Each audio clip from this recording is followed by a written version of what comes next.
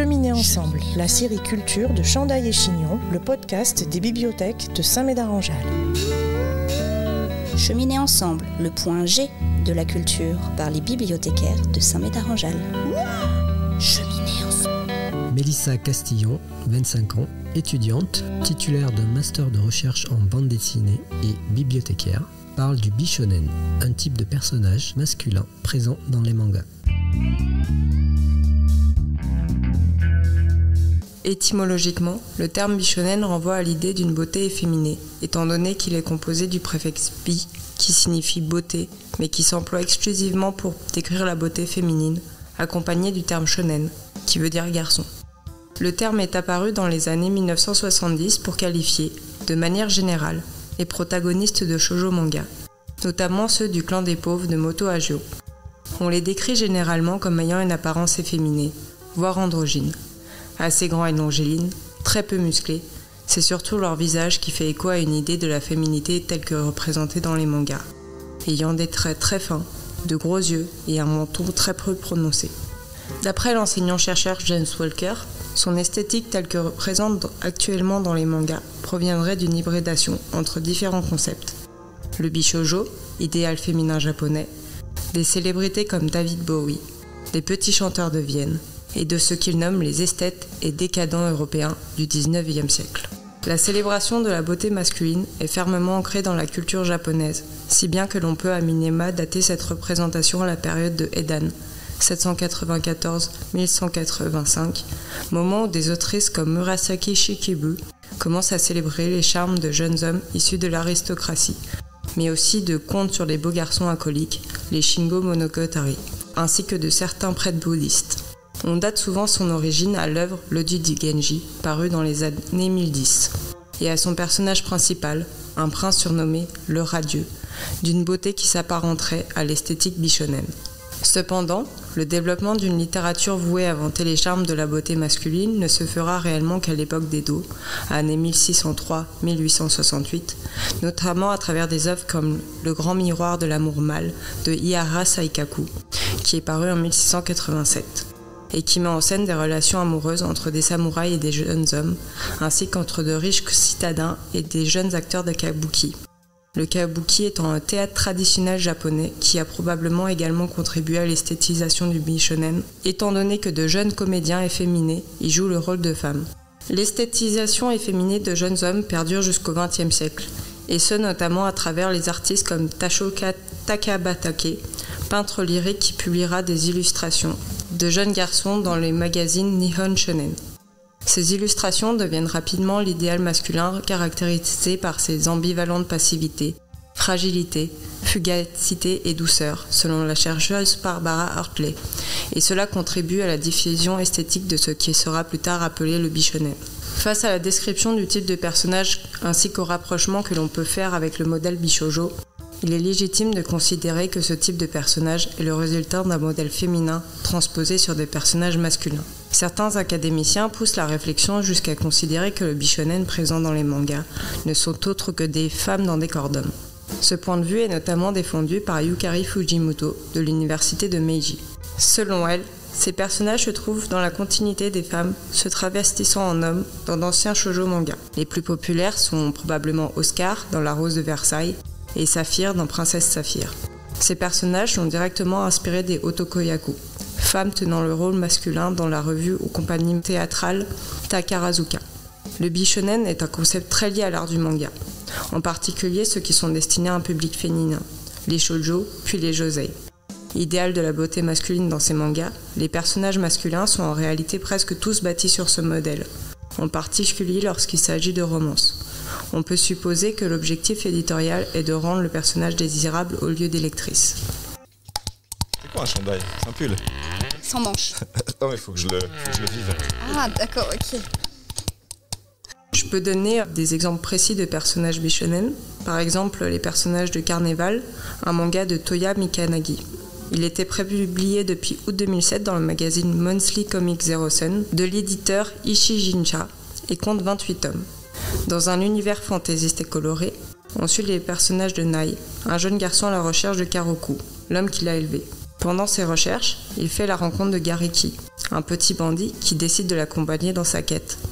Ensemble, ils partent à la recherche de Circus, l'organisation nationale de défense qui pourrait aider Nai à retrouver son ami, et se retrouvent malgré eux sous la protection de l'organisation et de ses membres, qui sont tous plus loufoques et mystérieux les uns que les autres. Dans Carnéval, l'autrice utilise l'ambivalence permise par l'esthétique bishonen pour attribuer des rôles types aux personnages, qui, normalement, sont des rôles types attribués à des personnages féminins. Cela permet principalement d'inverser les dynamiques de sexualisation.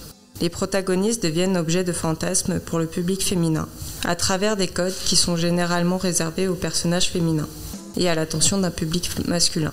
Ces rôles sont parfois érigés au rang de véritables stéréotypes dans le monde du divertissement japonais, ce qui renforce l'impact de ce renversement des rôles dans le manga. Le personnage principal en est l'exemple le plus frappant. Nai est ce que l'on appelle au Japon un personnage moe.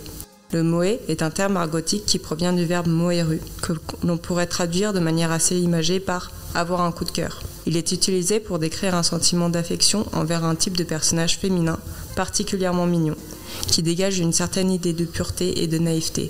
C'est la version extrême, voire stéréotypée, du kawaii, qui veut dire mignon. Le moe désigne la capacité d'un personnage à donner envie au public et aux autres personnages présents dans l'œuvre de l'adorer ou de le protéger. Nai correspond parfaitement à ce type de personnage, car outre son aspect esthétique bishonen et enfantin, et son caractère naïf, il se révèle être un Niji, une espèce d'animal particulièrement pure et mignonne, que les membres de Circus doivent protéger. Sa forme humaine garde des aspects attendrissants liés à l'animal, en particulier ses cheveux blancs, dont 2 mèches forment des sortes d'oreilles, ce qui fait partie des codes esthétiques qui peuvent être attribués au personnage moe.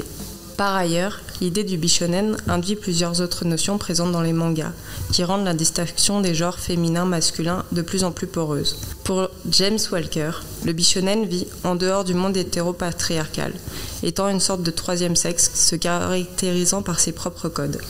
Nai se trouve dans ce cas de figure, car étant un animal, il se détache totalement des émotions et des réactions purement humaines, qu'il ne comprend pas. Gariki, pour sa part, représente le personnage archétypal de la tsundere. Le terme est utilisé pour désigner un personnage, souvent féminin, qui est au premier abord distant, hautain, voire violent, mais qui devient affectueux et tendre par la suite. C'est un mot valise qui est composé des mots tsun-tsun, qui veut dire distant, et dere-dere, qui signifie tendre. Gariki est le stéréotype du parrain ténébreux à l'allure mystérieuse, aussi bien dans son esthétique que dans ses vêtements sombres. Mais il dévoile une véritable sensibilité au contact de Nai. Cela crée d'ailleurs une rupture comique entre les deux personnages, car lorsque Gariki imagine Nai en animal, cela crée en lui un sentiment moe et fait ressortir son côté sensible. Yogi, un membre de Circus, est selon moi le personnage le plus ambivalent du manga. Il correspond parfaitement au stéréotype du bishonen, notamment dans sa première apparition, où il est en quelque sorte associé à un prince charmant qui viendrait sauver les personnages. Mais cet aspect est rapidement désamorcé avec de l'humour. Le personnage est présenté comme très positif et affectueux, avec des goûts plutôt efféminés, notamment pour la couture. Mais il possède une double personnalité, appelée Silver Yogi, qui, du fait de ses cheveux, qui prennent une teinte argentée lorsqu'elle prend le dessus, et qui se révèle bien plus violente et psychotique, voire lubrique. Il correspond au stéréotype de la yandere, qui est une sorte d'opposé de la tsundere. Le mot yandere étant une combinaison de yanderu, qui signifie malade, et de dere-dere. Il désigne donc, à l'inverse de la tsundere, une personnalité d'abord tendre qui peut devenir violente. D'autres personnages secondaires masculins correspondent à des stéréotypes de personnages féminins. Par exemple, le personnage de Jiki porte des lunettes sans correction. Il peut être assimilé à la Meganeko, qui signifie littéralement « fille à lunettes », et dont l'apport de lunettes constitue un trait considéré comme particulièrement attirant. Le personnage de Akari est un médecin, et peut faire penser au stéréotype de l'infirmière présente dans certains mangas scolaires par exemple. Cette esthétique est également présente dans la société japonaise. J'ai déjà évoqué les otokoyaku et les acteurs de kabuki dont le bishonen est inspiré, mais depuis plusieurs années, le concept des hosts s'est particulièrement développé. Il s'agit de jeunes hommes travaillant dans les host clubs et dont le métier est de divertir une clientèle féminine qui, lassée de la dynamique hétéropatriarcale de la société japonaise, paie des hommes pour être séduites, dans une sorte de mensonge galant. Physiquement, les hosts sont des bishonen.